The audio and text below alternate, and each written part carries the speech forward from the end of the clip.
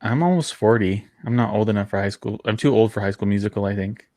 Um, all right. Hi, everybody. Welcome to another live stream of True Consequences. I'm your host, Eric Carter-Landin, and I have a couple of special guests with me today.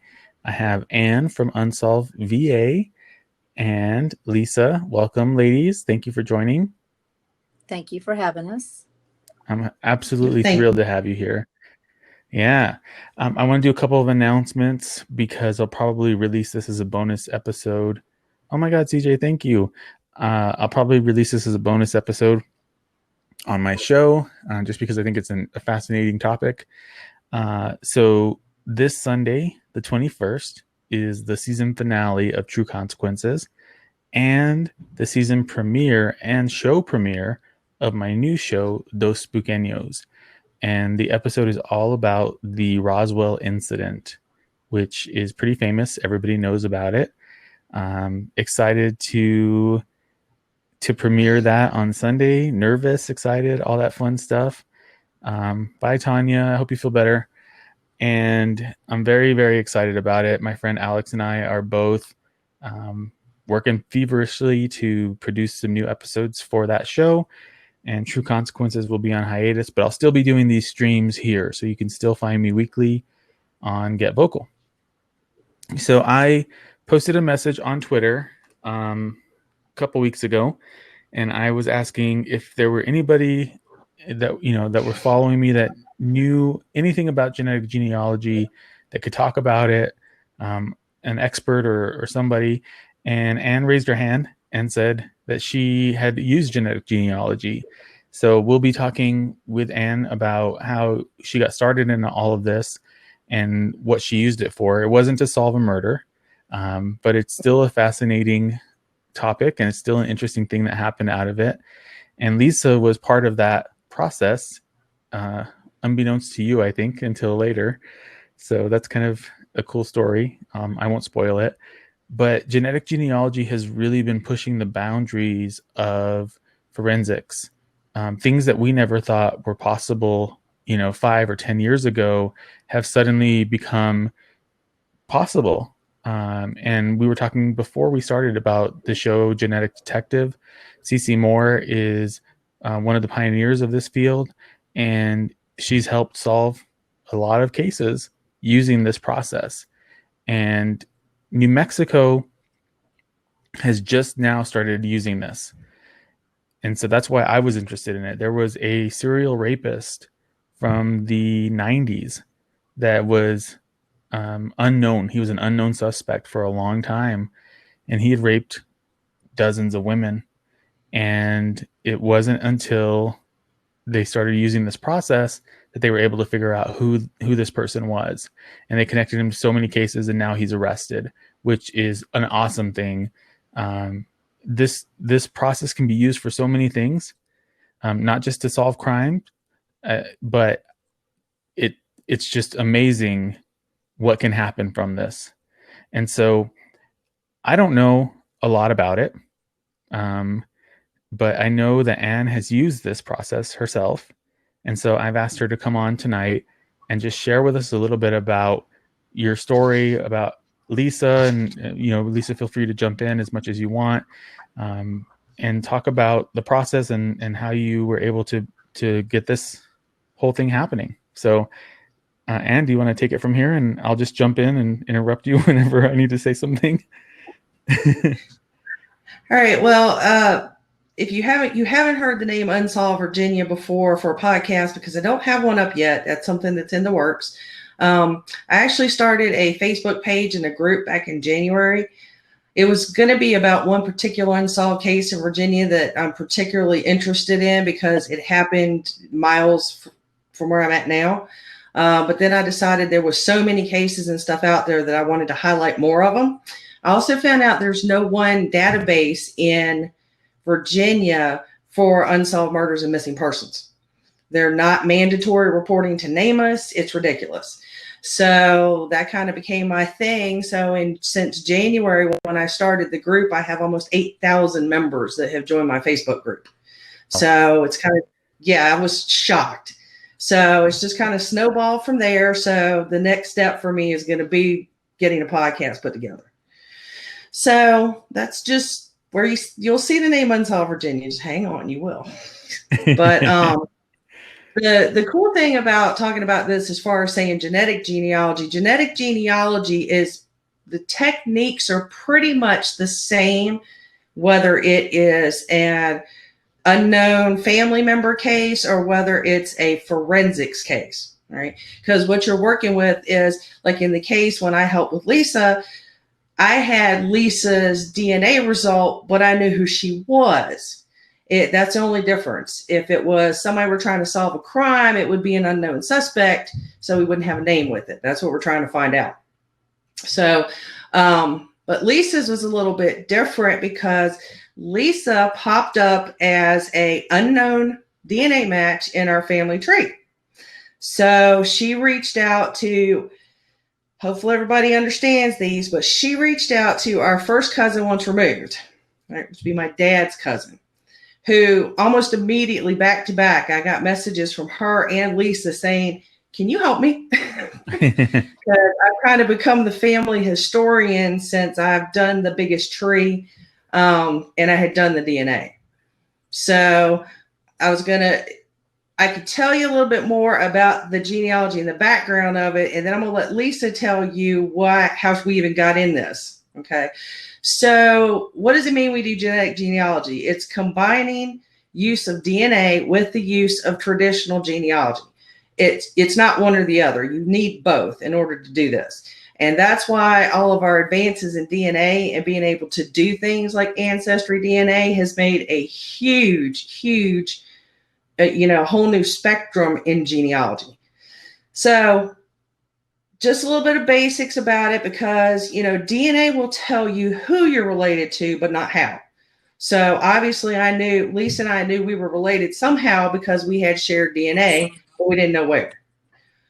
Genealogy will tell you it's limited to existing records. It'll tell you some of who, but maybe not everybody. Right? Especially because a lot of the more recent records are not on. They do try to protect living persons. And the census records right now have only been released up to 1940 because Ancestry is the depository online for the U.S. Census records. They hold all of them.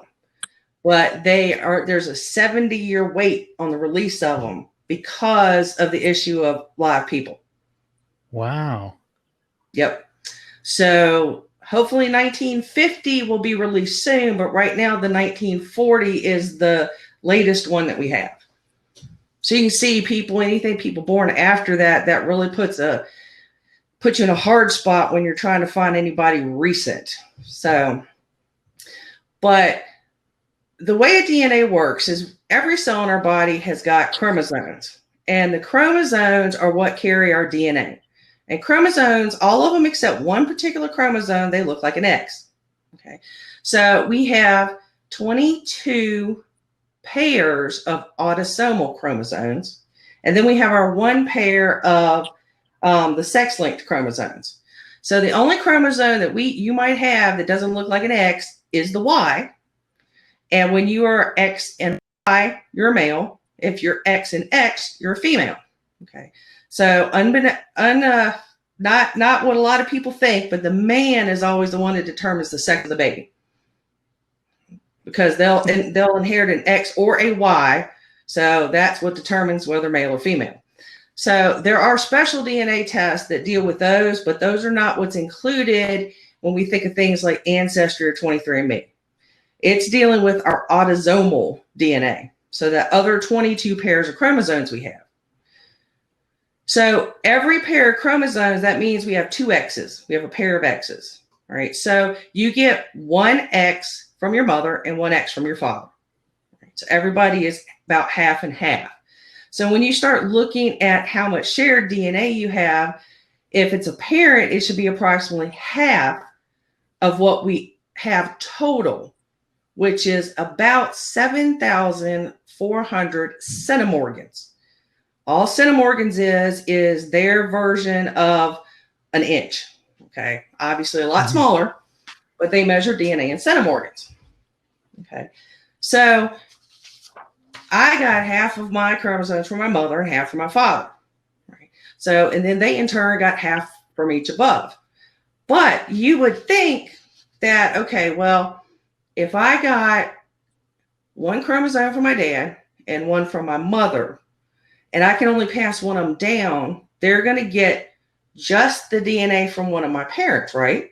You would think they can only get one of those X's. Well, the cool thing about our DNA is when we're forming eggs and sperm, our chromosomes like to mix themselves up. So they'll swap pieces of DNA when they're forming our eggs and sperm so that they're actually passing down a mix. So that's one thing that keeps genetic diversity going. So what I got from my mother was actually a piece from my grandmother and a piece from my grandfather. And same thing for my dad. So my chromosomes are actually approximately 1/4 from each of my grandparents.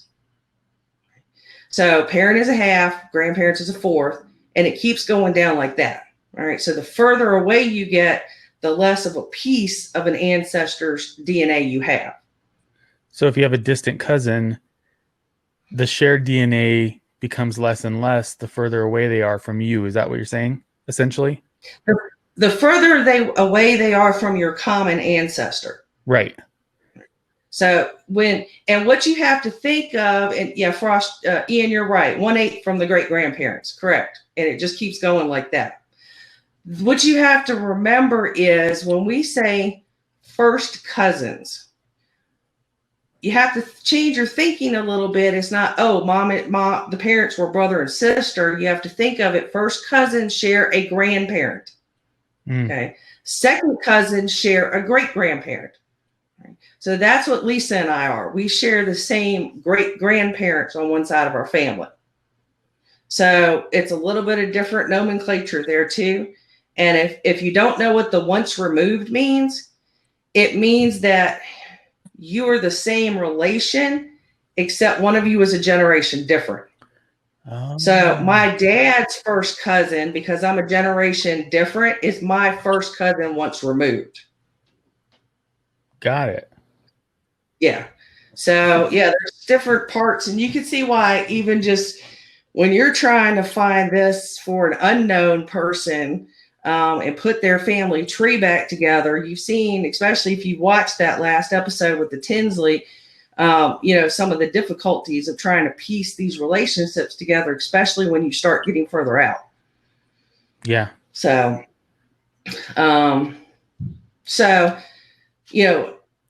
my grandma, my daughter has 1/4 of the DNA from each of my grandparents. It just keeps on going down like that. Yeah, Ian, I know. We'll talk about yours later. Excuse me. So the honest truth is tests like Ancestry and 23andMe do not test your entire chromosome. Right? It's too costly and expensive. So what they do is they test a certain particular sequence that's known between all the companies. Okay, so they're going to look at this section of 1 and this section of 2 and this section of 3. So then what they do is they look at that and they map your sequence, what your DNA is across that chromosome. Right? Then you take those DNA maps and you compare them to another person. So when they'll look at it, see what you share together, those are segments, little pieces that are exactly the same. And then they measure those pieces in centimorgans. So when you're looking at these relationships, you're looking at the total centimorgans that you share with another person. So there's actually a group that's called the Shared CM Project that took thousands of examples of these matchings with the shared, and they have come up with an entire chart that gives you the approximate centimorgans and what relationship you would be. Wow. Yeah. So it's not, there's an average and there's a range, but some of those ranges are pretty large, right? Because like a parent, like I said, you have about 7,400 centimorgans in total. So a parent, you'd expect to have 3,200. Well, the average is actually 3,285. So obviously some people get a little bit more from one parent. It's just the way the average out. So using these shared centimorgan amounts is how you can backtrack and figure out, well, we have a common relation here. So let's figure out how you got to there. So that's what happened with Miss Lisa. That's me. So you want me to tell you how, so I did the ancestry DNA to help my aunt who had put up a child 52 years ago for adoption. That's why I did it. I thought I knew everybody in my family. So when I got my results back and I started looking at them, I saw these names that I've never heard of in my life. And I was like, okay, what is going on? So it was a big shock. I didn't sleep all night and I kept on looking everybody up. And on the ancestry site that shows you your matches, a lot of people use initials. So I was lucky that one of my cousins used her name, and it was a name that I looked up through Facebook, found who I thought it was, and messaged her, and it all came from there. And she got me in touch with Ann, and we probably messaged each other for days. And the whole process, I mean, I was obsessed with it. It overtook me for sure. And well, and Lisa was lucky because the cousin that she's talking about has a very unique name. Her first name is Dreama. So it wasn't hard to find her. And she got a hold of her right away. Well, luckily, I had been talking to Dreama a lot about the family tree because I was not close to my extended family. So like my family tree has become my family. So that's why I was like, this is what we have. So they knew it. So Dreama was immediately like, talk to her. Yeah. Yeah. And for me, the whole thing has been, I mean, it just happened in July of last year. However, I'd already thought that I had found my biological father 25 years ago, and met and knew who all his family was and was close to his granddaughter. And so it was a big shock. So I'm actually belong to a group on Facebook called NPE, Not Parent Expected. And it is a very large group. And I read a different story every day. And there are on this site, there's search angels like Anne, who will help you try to locate your biological father, mother. A lot of adoptees are on the website as well that are looking for their parents. A lot of people find half sisters, brothers. So we worked on this every day. Ann and I were talking to one. I'm not a late person. I get up really early, but we were talking, messaging each other to like 1, 2 o'clock in the morning. So it did consume us, and she was awesome. And like she was explaining before, she had to explain to me what this one first cousin, two cousin times removed, and I had to write a lot of stuff down. I had to take. But I was very fortunate, and she actually gave me a name. I sent a certified letter, and I actually met my biological father October of last year in person, and we talk on the phone daily. And this Sunday, I actually was able to. I'm 56 years old, and I bought my first Father's Day card this week and mailed it for someone other than my husband. That's awesome. So it's been yes, it does solve crimes, which is awesome. But it also can fulfill your life in a whole nother way. you actually get to meet people that you're related to, such as Anne, and we find out that we have so much in common. It's sort of odd, It's like, what, you like that? That's As soon amazing. as we met in person for the first time, I took one look at her and went, "You got the Blankenship smile, you got the Blankenship head tilt." I'm like, it was like, yeah, you're definitely a Blankenship. So Yeah, and that was odd because that's everybody in my family.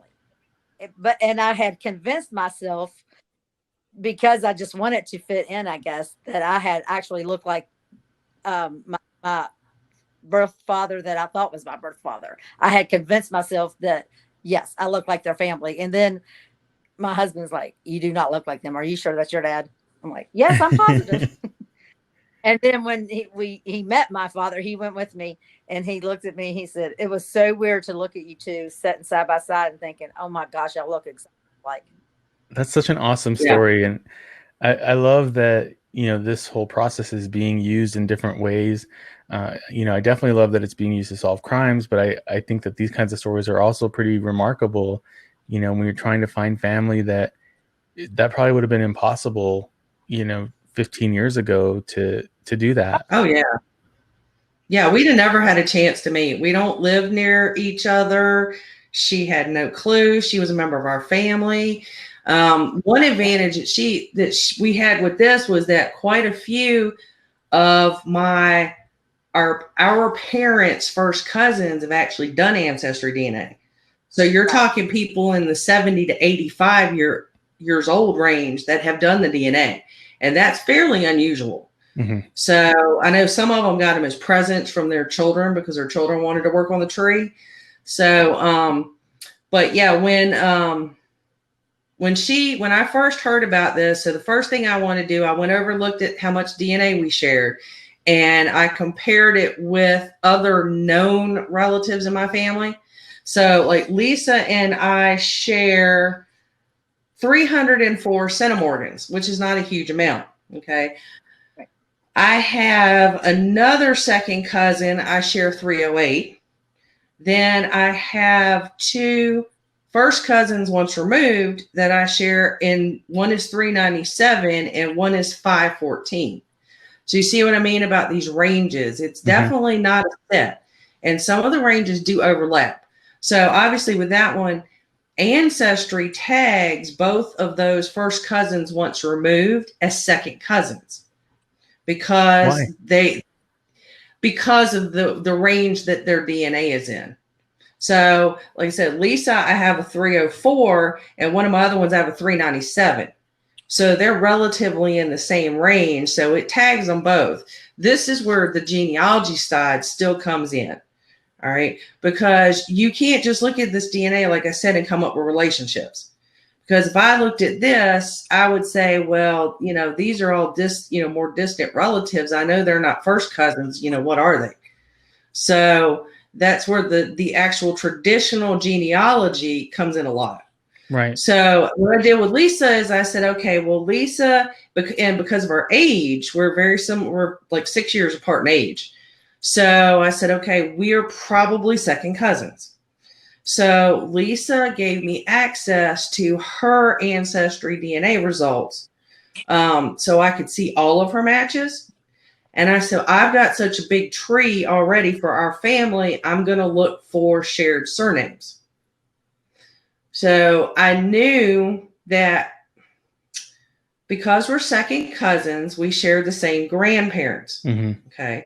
Which means that our parents were cousins. Right. Okay, going down. All right. So I knew, well, it has to be one of my dad's male cousins.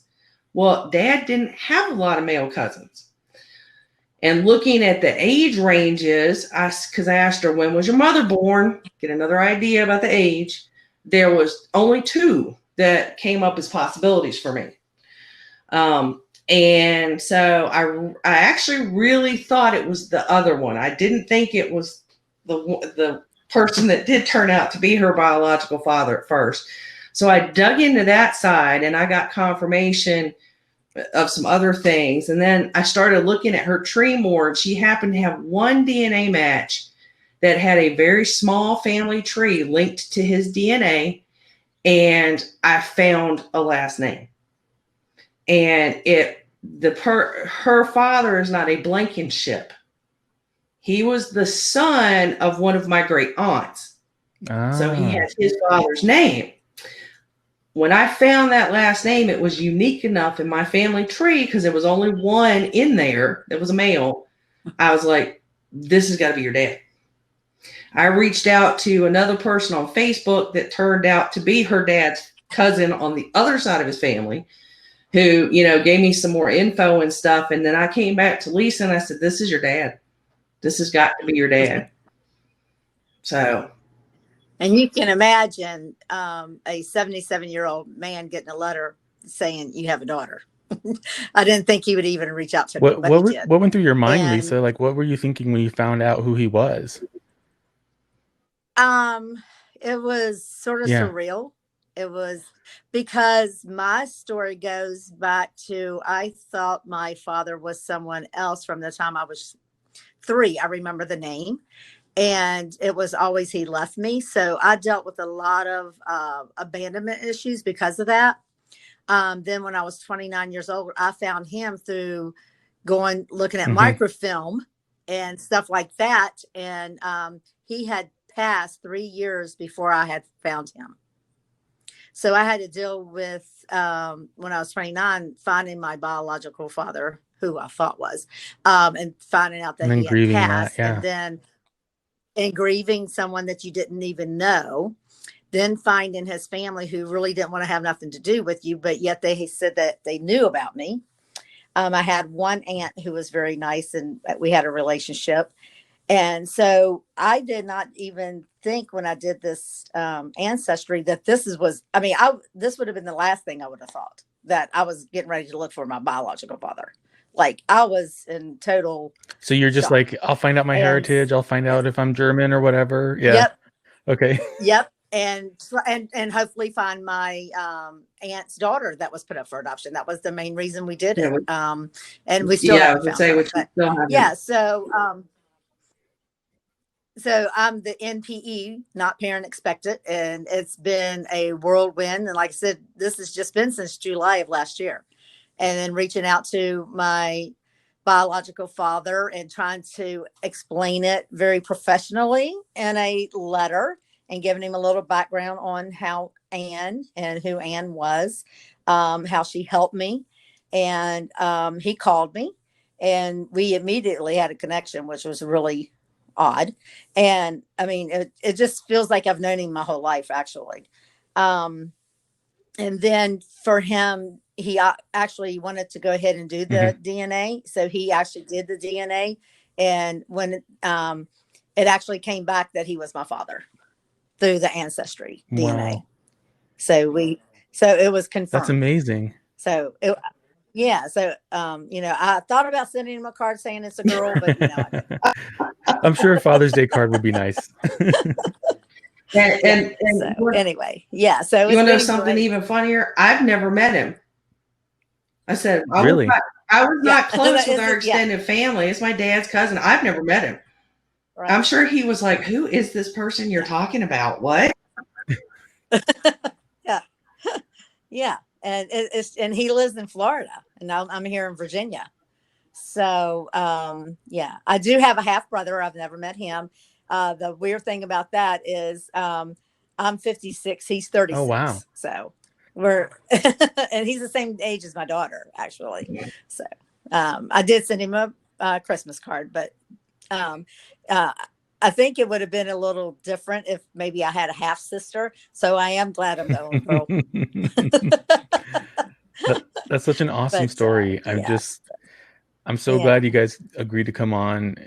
I'm not wrapping this up. I'm just feeling really grateful that you came to tell this story, because it's nice to have a heartwarming, happy story on my show for once, as opposed to like murder and all this horrible stuff that happens. Right. So thank you for that. Thanks for the change of pace. I needed it. And congratulations. That's amazing. That's so cool. And perfect timing, Father's Day. Yeah, exactly. That's awesome. I didn't even time that on purpose, by the way. I know. Yeah, you would have thought it was planned, right? I'm sure as Awesome. soon as the recording up, she's gonna be like calling up, Tam, read, watch this, watch this, watch this. Yeah. I actually like the two sites that I'm on Facebook. One is adoption research and or parent research, and the other one is for NPEs. I actually sent them the link for your show, so hopefully they'll look, because there's thousands of people that are doing this ancestry, and you would not. I mean, a lot of people 50 and up are doing this and finding out that their BCF, which is birth certificate father, there's a lot of acronyms, are not their Wow. parent. And yeah, you would be surprised how, I mean, it's really crazy. And, it was the Right. 60s. And then there was a lot of, in the 50s, 60s, parents, mothers gave their children up against their will for adoption. So they're actually doing Ancestry, 23andMe, and trying to look for answers and finding even if they don't find their father or mother, they're finding, siblings, half siblings or cousins. So it's good to know your other side of your family. Absolutely. Yeah. You don't know. I tell everybody this. I don't care how much you think you know your family tree. Your family tree is secret. It does not matter. Every single one I have ever worked on, and I have done dozens at this point, there is something hiding in there. So you'd be shocked what I have found on some things. And kind of a side note with Lisa. So the first cousin once removed, Dreama, that we were talking about. Well, Dreama had been reaching out to me because Dreama was pretty sure she had a half brother, but she had never found him. So my great uncle left her brother, and her mother when she was about 9 years old. He basically ran away from the family and joined the Air Force. She remembered him coming home a couple years later. She remembered a lady's name and that the lady had a child. But you remember, she's only like, 10 years old at this point. Right. Well, I found the woman that she named. He was living with her in Kansas, I think it was. She took his last name. They were never married, and they never had any kids. Even though her headstone says Blankenship on it. Okay. So dead end. Well, in the meantime, we've had this one other unknown DNA match that nobody knows who he is. He's not answering messages. I couldn't find him on Facebook. We're like, okay, because he was also in the range to be my first cousin once removed. And I'm like, who is this person? Right? So I have another very distant cousin on my other side of the family who is just amazing at finding the smallest little detail somewhere. And so I've reached out to him. I said, look, help me with this. So we discovered that after my great uncle left Kansas, he went to New Hampshire, moved in with another woman in New Hampshire, had a child with her, and then left her and the child, who was then adopted by the person she married a couple years later. So his last name was changed. Well, that happened to be the person that we couldn't figure out who he was that showed up on our ancestry DNA. Okay. So I finally figured this all out with Dreama, and I said, Dreama, that person right there is your half brother. So we tracked down his address in New Hampshire. She sent him a letter. As soon as he got it, she got an email back from him. She called me. She's never called me, right? She calls me. She's like, I wanted to let you know that he got it and he sent me an email and we're going to talk tonight. And you were the next person I called after my family. Wow. Because I wanted you to know. So they got on FaceTime that night, and he flew from New Hampshire to Georgia with his wife to meet her and her husband. He's 71. She's 80. Wow. And they just met in October for the first time. That's amazing. Yeah. That's such a cool story. And the other part of that is he actually knew that my great uncle was his father, but rather than tell him that he had left them, his mother told him that he died in the Korean War. Wow. So his dad lived another almost 30 years, and he never knew it because she told him he had died. Yeah. So you're right. There's lots of secrets in people's family trees that, sometimes people take to the grave with them, right? And this is just so cool that you're able to marry both of these two things together to come up with this and to find people that way. It's awesome. I don't know what else to say. yeah. Well, and if you think about this from the point of, okay, if you're dealing with a criminal case, all right, so you've got DNA. So let's say I had, like with Lisa, like her DNA, I've got DNA results. Okay, I don't know who it is. I don't know who it belongs to. That's why GEDmatch is so important, because GEDmatch, talk about that. Yeah, you can upload DNA from any of these major companies into GEDmatch. Okay, so before the Golden State Killer happened, GEDmatch was completely open. Anybody could look up anybody else. So what you would do, and I did this with Lisa, and we were still trying to find her aunt's daughter. So I uploaded my DNA's in there, Lisa's is in there, Dreama's is in there. So you upload this to GEDmatch and you look, okay, who are your strongest matches on GEDmatch? And then you use that to go back and look in things like Ancestry, to any of the MyHeritage, whatever you can use to try to figure out, okay, who is this person and how do they match up with my suspect? So it is very similar, different purpose. And like I said, you're not dealing with a completely unknown person. So that's the advantage, because I could ask Lisa questions, and find out those details that you can't do when you have an unknown suspect. Right. Yeah. And I think that creates more of a needle in the haystack situation, because at least from your perspective, and in this scenario, your family tree because you've been working on it for a long time. You know some of these connections, and so maybe you're getting opened up to some more connections that you didn't know were there, and that just kind of helps you expand what you already have. But when you're submitting like a suspect's DNA to GEDmatch, for example, you have to weed through a lot to figure out how that person connects to this larger sample of other people. And like for the Golden State Killer, I think they had, distant cousins for him. And I think it was a third. Yeah. Yeah. And so it took some work, to get to the point where they narrowed it down to who it could be. And then they got his trash and collected a sample of DNA from there to match it. And that's how it all kind of unraveled and everything. And the same thing happened with the case that we were talking about earlier. So I'm sure that's a challenging process, and it probably takes a long time. Well, I tell you, Cece is fast. Yeah, she is. If you watch the very first show, she said it took her 2 hours to figure it out.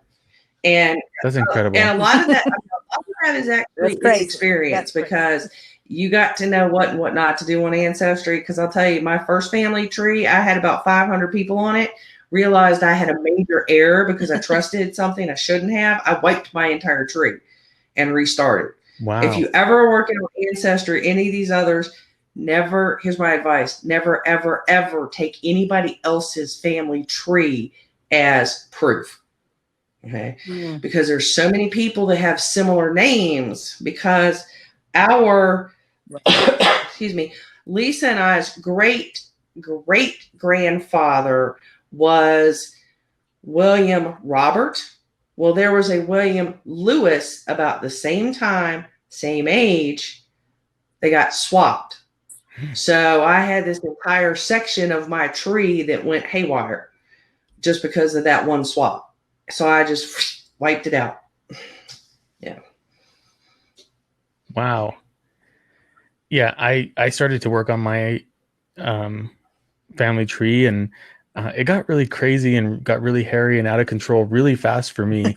And I just kind of gave up on it because I'm like, it went all the way down to like, the 1200s in the UK. And I'm like, I don't know about all of this. Like, I went down a really big rabbit hole. There were a lot of people that, because my family has, on my grandfather's side, on my mom's side, they have some really strong genealogy work done, and they've traced back the Scottish part of it to when William Wallace was revolting against England, and that's all fascinating stuff. But I think I did what you talked about, how I took someone else's tree and kind of was like, oh, this is easy because they have already got all this other stuff filled in, and then it got really crazy. Yep.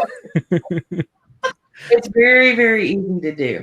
And that, but because like, okay, so if I look at my 4 grandparents, okay, right now I have one that's traced all the way back to when he came from England, which happens to be the one shared with Lisa, the Blankenships. Then I have one that stops at our great grandfather. I can't find anything past it. On the other side of my tree, one might go back to Europe, but I don't trust all the documentation that the other people have. Yeah. And then one stops at my 5th or 6th great grandfather because we have nothing to prove where he came from. So, I've got here and then I've got here. And it's just how it is. I mean, a lot of people just like, oh, I gotta know. And they'll just take anything and go, oh, well, that looks good, and kind of put it in there. Oh, I trust this. No, don't do it. Do not do it. Yeah, don't do it. So, I think that's a great plug, though, talking about GEDmatch, to go back a little bit. For those that are watching on Facebook or Twitter, or even listening to this after the recording, it is a voluntary thing. And I know that there are some people that have privacy concerns about submitting their DNA profile to something like that. It's a public repository that can be accessed by law enforcement. But it does almost. Huh? Almost. Yeah. After what happened with the Golden State Killer, they put in the option to opt out of law enforcement. Okay. So you can opt out of that. Yeah, when you upload now, it automatically, you're opted out of law enforcement's ability to look at it. You actually have to opt in now to allow them to be able to see it. But if you want to participate in that, in helping, law enforcement's efforts to catch some of these people who are causing harm in the communities, you can, I guess, now opt in to being allowed to be searched for that, for those matches. So I haven't done it yet, but I did take a DNA test, so I probably will do that, just because I think it's a worthwhile cause, and I don't really care if they see my DNA. Like, I'm not worried about it. And if somebody, well, hey, my opinion is, if there's somebody that bad, let's just go ahead and catch them. I don't want if someone's related to me and they're doing stuff like that, get them. Use my DNA. I don't care. Yeah. So that's just me. There's actually, just so you know, there's actually another site that's been started recently, and it's not public, so nobody else can see your DNA from the public. It's strictly a law enforcement only access. It's called DNA Solves. And that was started by another one of the smaller DNA labs. Specifically, so if you want to opt in, nobody else that's opting in can see it. It's only law enforcement. Oh, that's cool. Yeah. But GEDmatch, that helps with the privacy issues for some people. And GEDmatch can also be used to further the genealogy searches as well, right? So that's also part of it. Yeah, because you can upload from Ancestry, 23andMe, Family Tree, DNA. Any of those can be uploaded into GEDmatch. So it correlates, and actually it'll tell you when you're looking, you get a whole list of people that you match, and it'll actually tell you which testing company. There's a code on there to say which one it is, and whatever information you get to see on your GEDmatches is actually up to the person. Like, mine has my email on it. When I uploaded Lisa's, because it's not my DNA, I put a code name on hers. I have several of my other cousins. I've done it. I've shortened or put some kind of nickname so people can't see their real names, and it's all in my email. So, I mean, there's ways around it. But like I said, I mean, I really don't care. One of the reasons that I actually did Ancestry DNA the first time is kind of like Lisa. There's always been a rumor that I have a half brother, and I was hoping if it was true, I'd find it. Was it true? So far, it's not true. Not yet. But that just means that he yet. hasn't submitted DNA, right? If he does exist, he hasn't submitted his DNA yet. That's all that means. Right. Somebody close to him has Right, or someone yeah. close to him. Got it. Okay. Yeah. Wow. Anything else you want to add? I want to open it up so that people can jump on and ask questions or chat with us in the last few minutes. But is there anything else that you wanted to talk about that we didn't get to? Oh, I could talk forever. Come on now. I have all kinds of DNA stories, believe me. Well, oh, yeah. Let's open it up and let's see if anyone jumps on. And then if not, you can share some more stories. Okay. All right. It's unlocked. If you're on Facebook or Twitter and you want to join the conversation, please come to getvocal.com. Ian, go ahead and grab that spot. Ian, don't be shy. Come on, Ian. I know you are. We know you're not shy. I am just yesterday started working with Ian on his family tree. Really? Yeah. There he is. Hey, Ian. Welcome. Hey. I have a strange feeling that you come back to this in a couple of months. She might be screaming and holding her head over the work she's doing on my family tree. Yeah, I'm already getting that feeling. So I'm not impressed with the quality of the Canadian records. Put it that way. Well, seeing that some of these aren't really. Well, see, I'm also adopted, so. I'm doing mine to search out my family tree and to solve a family legend that may or may not be true and would be completely cool if remotely true. Supposedly, the family, when I found some of my birth family legend had sprouted up that were direct descendants of Horatio Nelson. So we're like, nah, probably not. But I'll tell you. I will tell you this. I did the DNA of a coworker of mine because she had done it to a certain point, but hadn't done it that far back. I found out that she's a distant cousin of Lizzie Borden. Really? Yes. Oh. I'd be like, all right, I can work with you, but first I must make sure that there are no axes anywhere near you. Hey, that's some throwback true crime right there. Well, I don't know if y'all were watching the comments, but when I was saying names, Ian's like, "Oh, I got DNA matches with that name. Oh, I've got DNA match." So Lisa, Ian has Blankenship DNA in matching in his tree, and we have relatives in Ontario where he was born. Yeah, you didn't know that. Oh, wow. I wasn't That's born crazy. in Ontario. Oh, that's right. Never mind. You were born in Saskatchewan. But your family's from there. Yeah, my mother was born in Hamilton, Ontario. Interesting. So you guys might be related. This could be we could do a follow up to this after Anne's done doing your family tree, and we'll see what happens. But to be fair, the strongest connection is 24 cm, so I think that's pretty far down, low hanging fruit away from anywhere. Yeah, but let me tell you something, Ian. Every Blankenship around is a descendant of one person. Mm-hmm. Mm. We know who the very first Blankenship in America was. So, we may be like 25th cousins or something like that. Have you guys checked to see if you have any families that's UEL? That's what? That's UEL. 1 second. I gotta. Okay, so UEL is those who left the United States for Canada at the end of the War for Independence. They were it actually stands for United Empire Loyalists. They're the loyalist forces that left the States after the loss. To my knowledge, I do not. The only ones that I know that went to Canada, it's actually, Lisa, you don't know this, it's the first cousin of our dad's, another cousin of theirs. They moved to Ontario. So, and I don't remember why.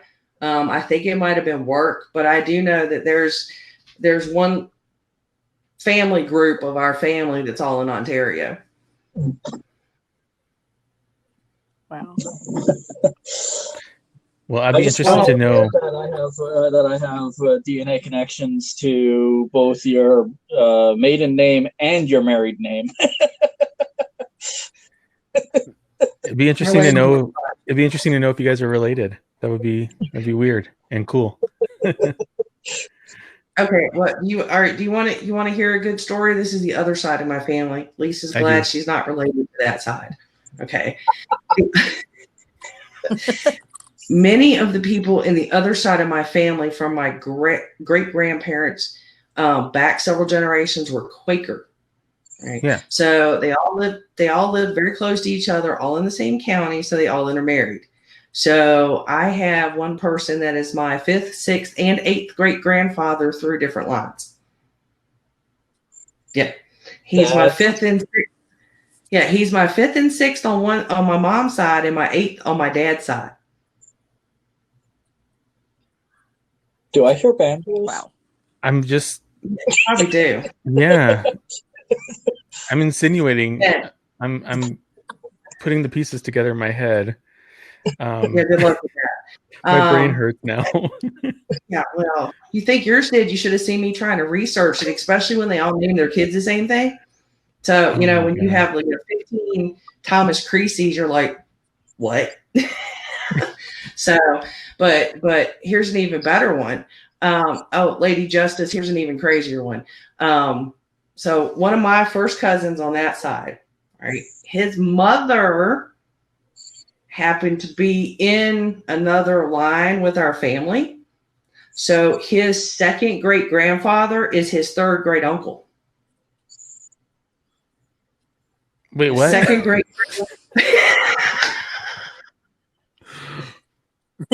Yeah, my brain's melting. I'm beginning to get a headache just listening to this, let alone having to research it. His 2nd great grandfather on our side is his 3rd great uncle on his other side.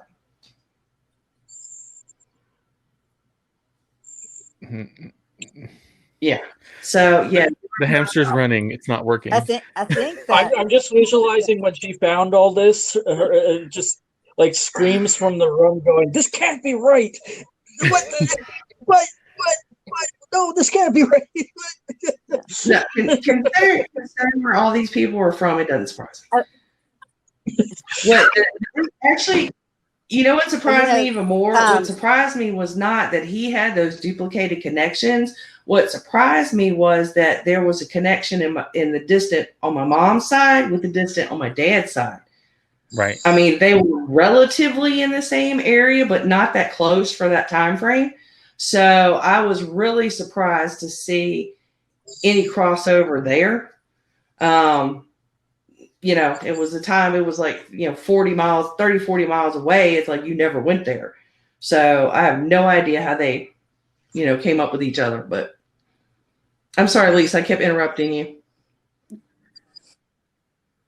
That's okay. No, I was just saying that if you recall when Cece was doing that family tree, trying to find the murderer the other night, she ran into the same the double first cousin. The cousin.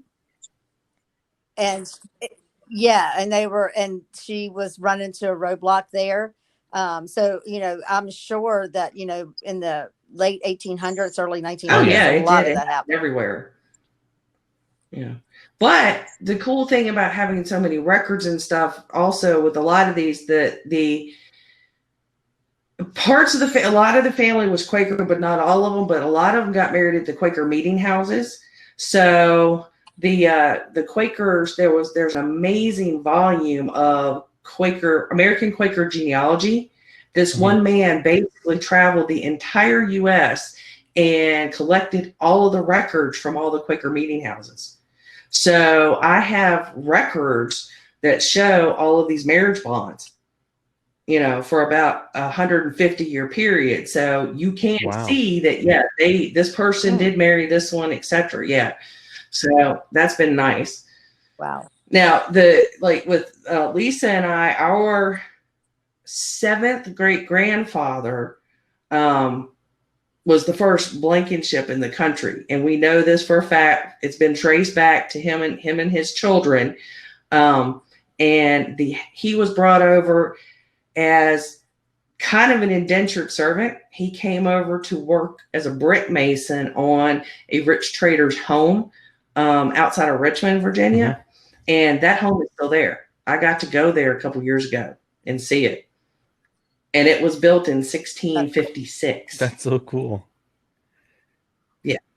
So, we don't know where he's buried. I don't have that, but, it was like, wow, these bricks, he worked on this, 400, 300 years ago. Yeah, it was pretty wild. That's amazing. Yeah. Well, I want to say, we didn't go ahead. We didn't touch on Find a Grave. We'll have to do that one night. Well, you can take a couple minutes if you want, talk about it a little bit, and then I'll wrap it up. If none of you guys have ever used it, Find a Grave is an amazing genealogy source. It used to be independent, and Ancestry actually bought it, but Find a Grave is still an independent site, and it's free. And I started it when I first found it. It was kind of like, oh, let's look up the famous graves, and that stuff. Well, I had a half sister from my dad's first marriage, and I didn't know where she was buried at. And I was able to find her exact burial and visit her grave because of Find a Grave. Wow. It was started as a way to catalog cemeteries because so many of them are falling apart and the headstones are grading. And you can add memorials, you can link people together with their family. So, and you can make up virtual cemeteries. So like I have a Blankenship virtual cemetery that's got about 100 people in it that I've tracked down through this. And so I became a contributor to Find a Grave after I was able to find my half sister. So I've actually added about 10,000 memorials on Find a Grave. Wow. Yeah. Just go through cemeteries and take photos, and then you come back and you plug in the information into Find a Grave and upload that memorial to the cemetery. So yeah, I've got a lot of our family tree all linked together now through Find a Grave too. And then you can link that to that's so cool. You can link it to your Ancestry or whatever. That's awesome. Yeah, they come up with hints on Ancestry. Yeah, that's so cool. So I want to say thank you to both of you ladies for joining me tonight and talking through this. It was very educational. I was doing this more for me because I'm so fascinated by the topic, and I want to understand more so that when I talk about it, when I eventually cover the serial rapist case, which I will, I can have a tiny bit of knowledge about how the process works. And I'm also just fascinated by it. So I think I'm going to take my DNA test and upload it and make that happen so that I can help hopefully some other families and other people that are looking for answers. But I do have a couple of announcements before we wrap up, and then I'll let you guys say anything that you want to say before we end. Next week, I will not have a Get Vocal stream. So if you're watching this, on a recording or whatever, and you're planning on coming next week, I will not be having one on this channel, but I will be on Sarah Turney's channel, Voices for Justice, talking about my brother Jacob's case. So skip True Consequences next week. Come over to Sarah Turney's channel. I'm excited because I don't ever get to watch her show because I'm always doing my own show at the same exact time. And she's been amazing. She wants to help me get Jacob's story out there. So I'm excited about that. And then the following week, I will be covering DJ's case, Justice for DJ, with his sister Amanda. And that'll be at the same normal time. So again, thank you, ladies. Is there anything else you want to say before we wrap this up? Yeah. If you have any more, searching, or anybody that's listening has questions and stuff, either reach out to Eric or reach out to Unsolved Virginia. Our group is not limited to just people in Virginia. Hint, hint. We have people as far away as Australia that are members of our group.